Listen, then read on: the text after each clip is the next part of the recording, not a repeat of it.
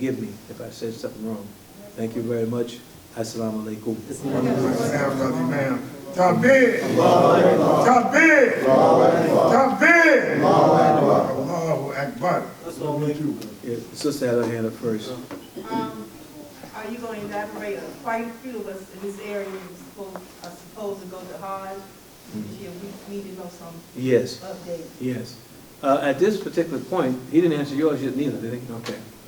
We had Brother Jabir, and what happened is, the story is, Imam Muhammad always talked about Hajj and said that we're a poor community, and said that the prices that different organizations were charging people to go was not correct. And he himself had dealt with the Saudi Arabian government to say this is a poor community and you need to be making some adjustments to have these prices reduced for this community.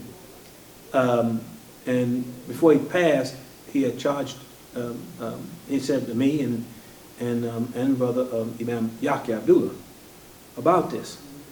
And so when he passed, I told him, Yahya, listen, we got to work on this, man. You know, let's try to find some kind of way to make this happen. And we ran into this Brother Jabir, who's been doing Hajj for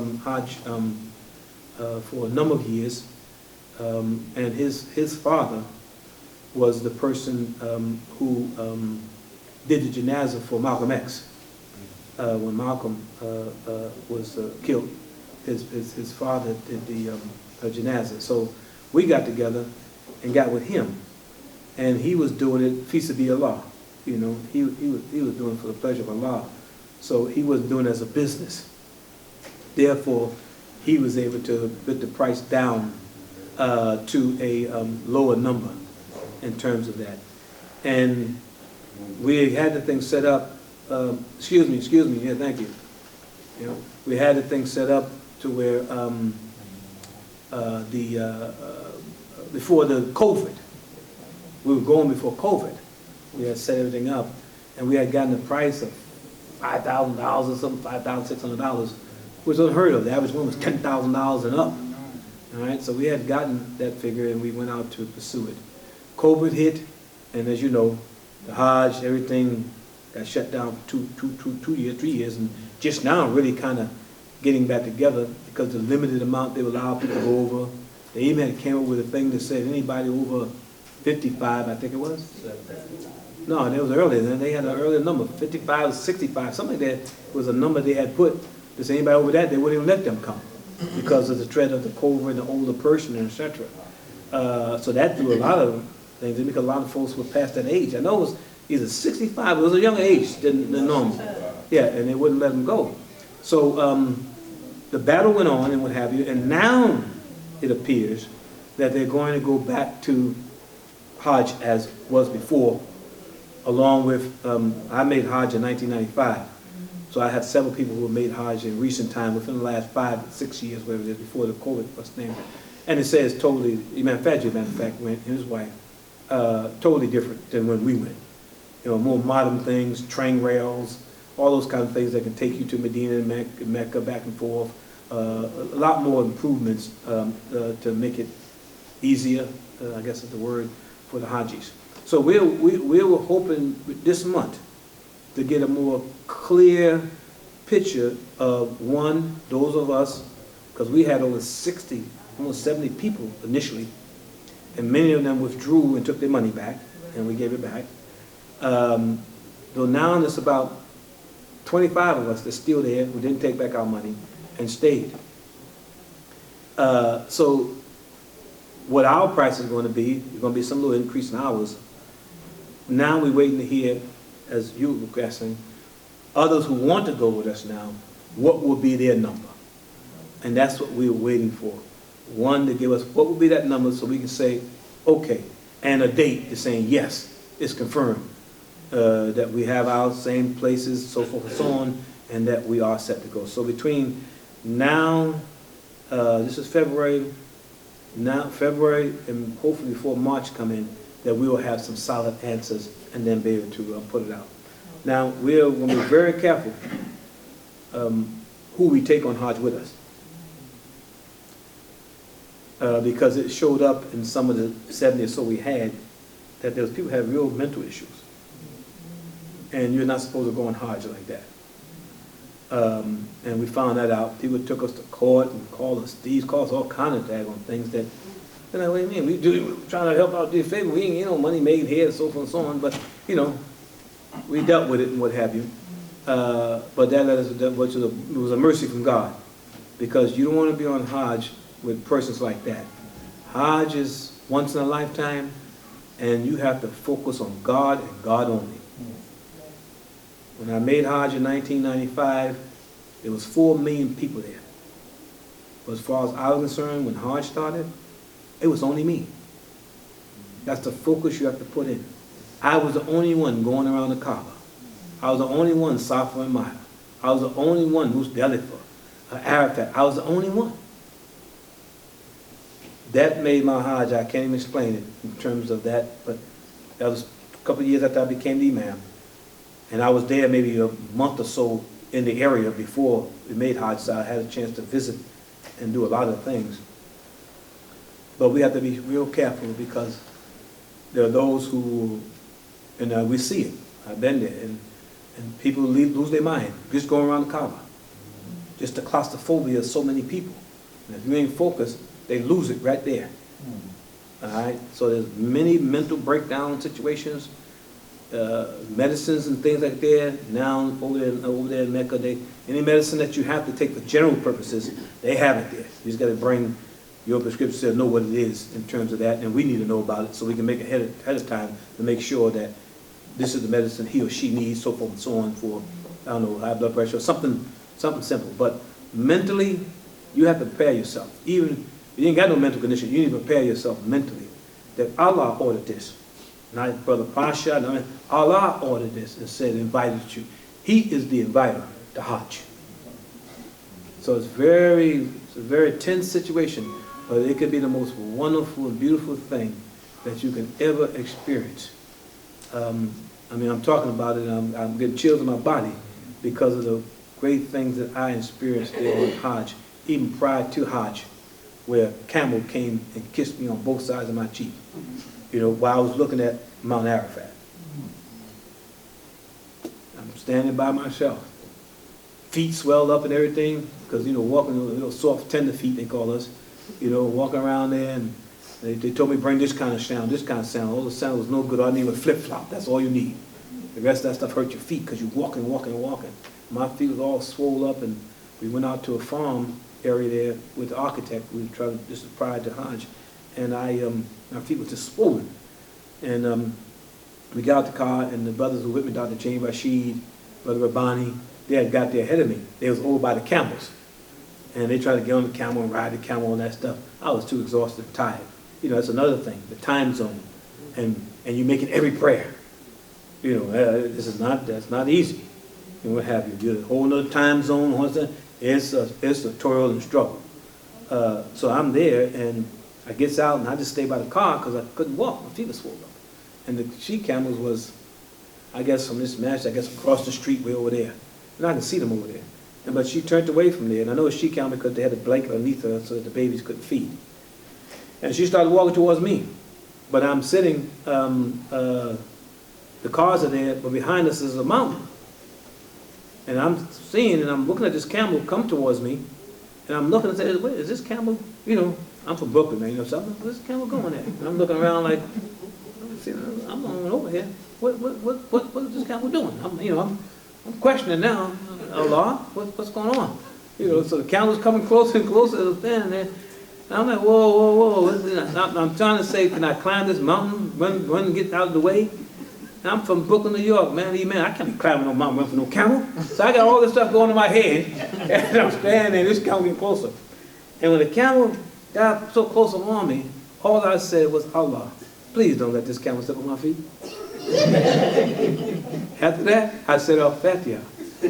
And the camel walked straight up to me. And I'm talking about, this is a camel to where my head could fit underneath this camel. She came over, and she just took her face, and rubbed down one side of my face, rubbed down the other side of my face, and she turned and walked back to the thing. And the Arabs went off. Those Bedouins. They went off. I had no idea what they were saying. I didn't know about no lick of Arabic, so I didn't know what they were saying. But I mean, they went off, and then they called them in from all over. And I had a Zibiha, a lamb there and everything, a big feast and everything else. And I was like, wow, what is this all about, you know? And when I came back, I did get to the Imam and told him what happened. And the Imam just looked at me. He never said anything. Until later on, he went from the Quran about the camel and the sensitivity of the camel, the prophet, and so forth and so on. So I'm just a homeboy from the neighborhood that God has favored to be blessed, to know how to follow our instructions and know how to follow men. Because that's the prayer I made when I walked to the Nation of Islam, that God help me help good men. That's all I want to do. And God has answered that prayer beyond anything I can think of. Because most of the great men that we know of, Imam Ali Rashid, Captain Yusuf Shah, Edward 15, Richard Adex, Sheikh James Abdulaziz Shabazz, E2. I mean, you name all of them in our community, and I had something to do with helping them in some kind of way. I'm blessed. That's all I want to do.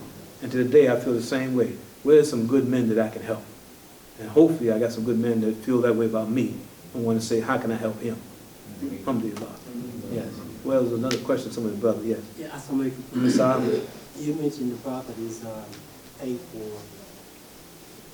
You already paid off the property in Randolph and your property in Kingston. That's correct. So I know you still need financial support. No doubt about it. Need about $10 million. You can write the check out. Write the check out. Oh, yeah, you better take a check. One day you're going to have that. We all want to need to have that because it ain't no big deal. You know what I mean? In terms of that. Just got to plan it like everybody else does. Yeah. Additionally, what do you recommend believers do to support other than financial? Well, again, we have worked, if you got any skills, electrical, plumbing, carpentry, roofing, any brick mason, anything like that, then we have Imam Muniz here, and we have different brothers come in certain times of the month to come in and volunteer to come and bring these skills to help us do the work. Most of the time we'll spell out what work we're looking to do because of weather conditions. We need a lot of roof work, but we have to wait for the weather to break again to have a team. We have a team of brothers like our good brothers and sisters do with the Jehovah's Witness and Seventh-day Adventists. You know, they go and they don't hesitate. They put stuff together, boom, boom, boom. They go there, and here's a Jehovah's Witness building up and running. They leave, and what have you. And we had that spirit in the Nation of Islam.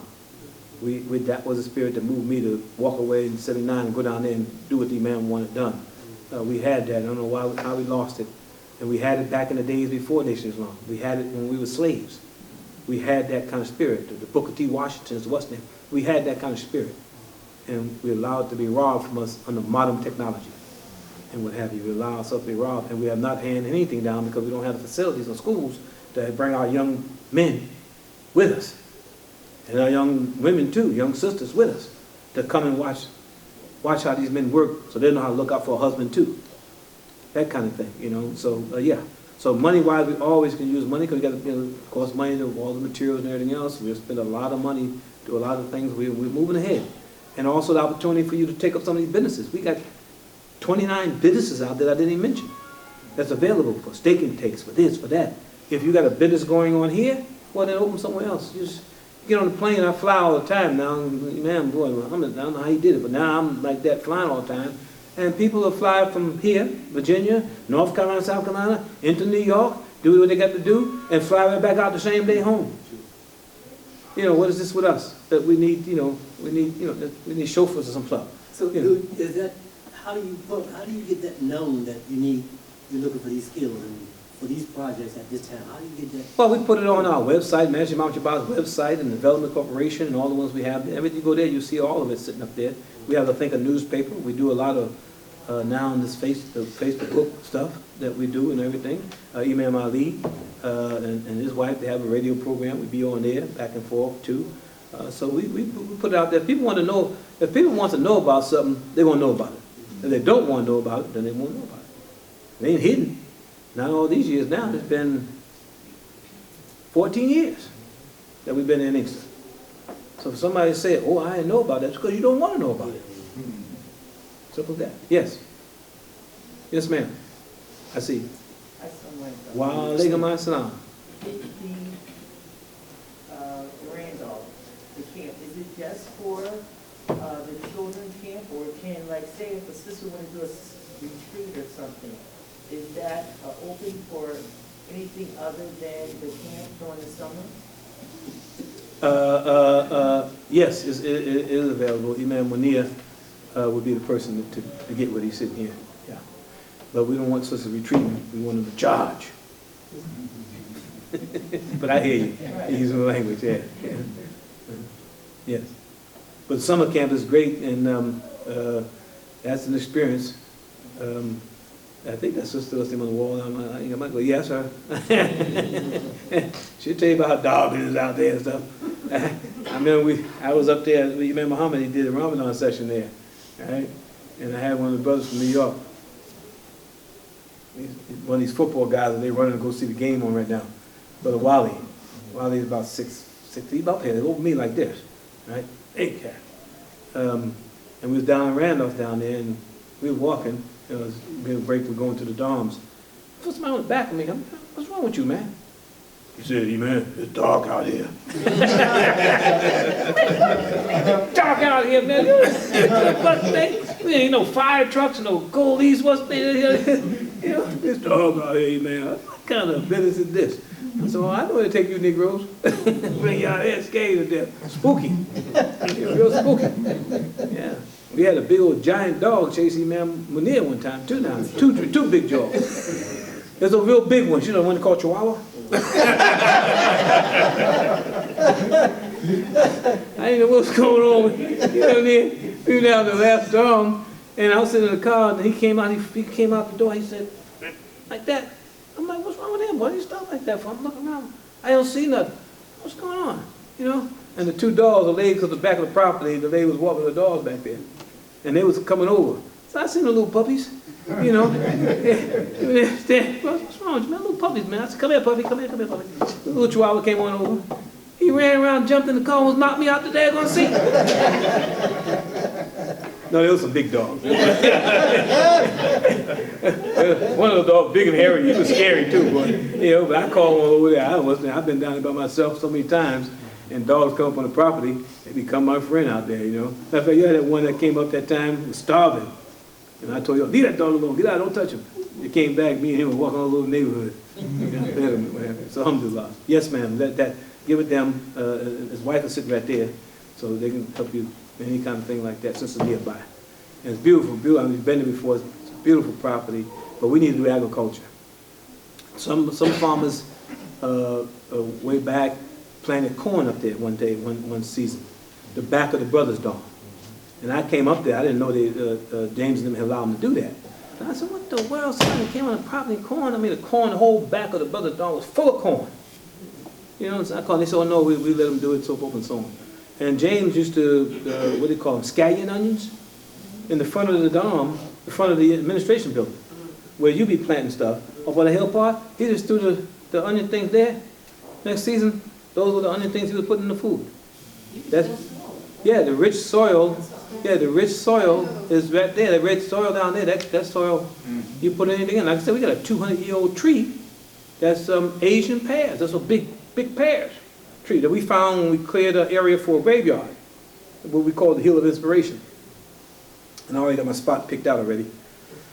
I figured they buried me down there. One, they can't get rid of the land, and two, Negroes from New York ain't gonna come. Everybody bothering me. And as a plumber, I got things rigged up. I ain't gonna fit it up at all. I got my own funeral guy and everything hooked up. Get me over there, and I tell her, look, I got the street cloths ready. Just drop me on there, it'll spin and whip me around. Drop me on in the hole, I'll be good to go. Alhamdulillah, takbir. Yes, any other questions? Yes, ma'am. Wa alaykum assalam. Are there any available properties in Inkster, any houses available right now? Yes. If so, how much? Right now, I think there's about 7 left that we have. And they vary in prices based on, some have basements.